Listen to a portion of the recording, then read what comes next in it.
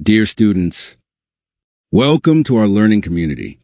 We share medical education and MCQ practice to help you succeed in international exams. Each video is designed to build understanding, inspire success, and make learning enjoyable. Together, we grow and create a brighter future.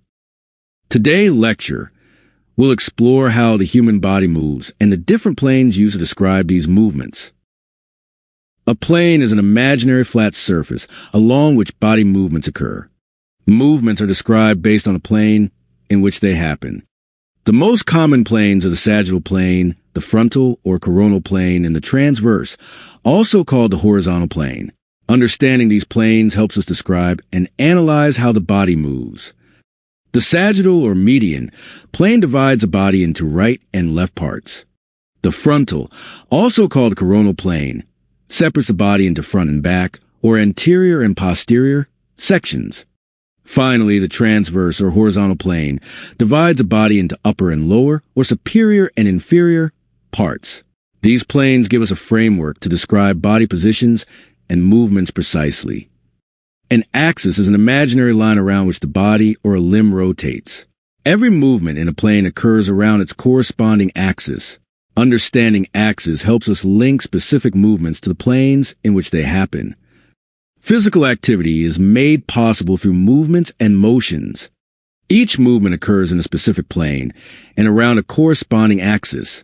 Movements can also be classified by type, such as flexion, extension, rotation, abduction, and adduction, which help us describe how the body moves. Flexion occurs when the angle between two bones at a joint decreases, like when you bend your elbow or knee. Extension is the opposite. It happens when the angle between two bones increases, such as when you straighten your elbow or knee.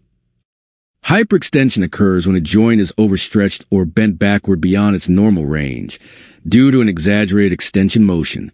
Examples include tilting the head far back or bending the wrist backward beyond its usual limit. Abduction is the movement of a body part away from the midline, like raising your arm or leg to the side. Adduction is the opposite. It's movement toward the midline, such as lowering your arm or leg back to your body.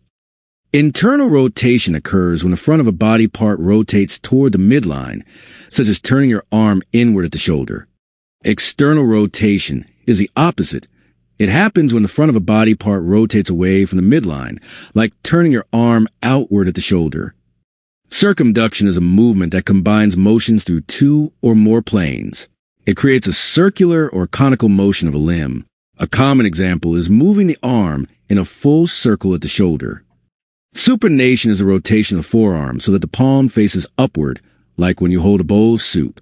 Pronation is the opposite, where the forearm rotates and the palm faces downward, as when pouring out soup or typing on a keyboard. Medial rotation is the inward rotation of a body part toward the midline, such as turning the thigh inward at the hip. Lateral rotation is the outward rotation of a body part away from the midline, like turning the thigh outward at the hip. Dorsiflexion is the flexion of the foot at the ankle, where the toes move upward toward the shin, like lifting the front of the foot while standing. Plantarflexion is the opposite, an extension of the foot at the ankle, where the toes point downward away from the shin, as when standing on tiptoes. Inversion is when the sole of the foot turns inward toward the midline, like rolling the foot inward at the ankle. Eversion is the opposite, with the sole turning outward away from the midline, as when rolling the foot outward at the ankle. Summary.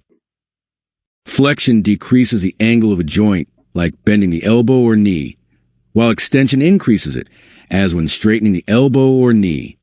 Abduction moves a limb away from the midline, such as raising the arm sideways, and adduction brings it back toward the midline. Internal or medial rotation turns a limb toward the midline, like turning the thigh inward at the hip, whereas external or lateral rotation turns it outward. Supination rotates the forearm so the palm faces up, as when holding a bowl of soup, and pronation turns the palm downward, like typing on a keyboard. Plantarflexion points the toes downward, as when pressing a gas pedal, and dorsiflexion lifts the toes upward toward the shin. Inversion turns the sole of the foot inward, like rolling the ankle inward, while eversion turns it outward. In this quick review about the anatomical movements of the human body, every movement in our body happens at joint and is produced by skeletal muscles. We will study these movements in three groups: angular movements, rotational movements, special movements. Let's begin. Angular movements. Flexion. The first movement is flexion. Flexion means decreasing the angle between two body parts. For example, when you bend your elbow or lift your arm forward, you are performing flexion. Extension. Next is extension. Extension means increasing the angle between two body parts. Straightening the elbow or bringing the arm back to the normal position are examples of extension. Hyperextension. Hyperextension means moving a joint beyond its normal extension. For example, moving the arm or neck farther backward than the normal anatomical position. Abduction.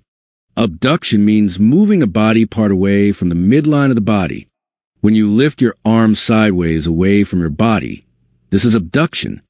Adduction. Adduction is the opposite of abduction. It means bringing the body part back toward the midline. Lowering your arm back to your side is adduction. Circumduction. Circumduction is a circular movement. It combines four movements: flexion, abduction, extension, adduction. The shoulder joint is the best example of circumduction. Rotational movements. Lateral rotation. Lateral rotation means turning a body part away from midline. Turning your arm outward is an example. Medial rotation.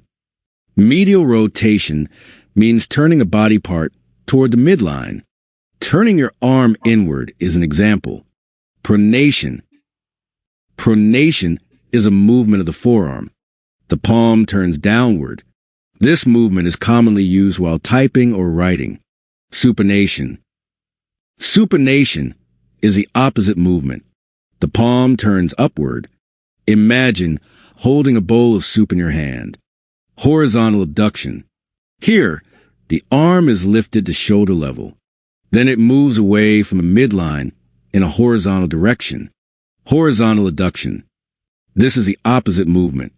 The arm moves across the chest toward the midline. Special movements. Dorsiflexion. Dorsiflexion occurs at the ankle. The foot moves upward toward the leg. Walking on your heels is dorsiflexion. Plantarflexion. Plantarflexion is the opposite movement. The foot points downward. Standing on your toes is plantarflexion. Eversion. Eversion means turning the sole of the foot outward. Inversion. Inversion means turning the sole of the foot inward. This movement is commonly injured during an ankle sprain. Elevation. Elevation means moving a body part upward. Shrugging your shoulders is elevation. Depression. Depression means moving a body part downward. Lowering your shoulders after shrugging is depression. Protraction. Protraction means moving a body part forward. Pushing your shoulders forward is protraction. Retraction.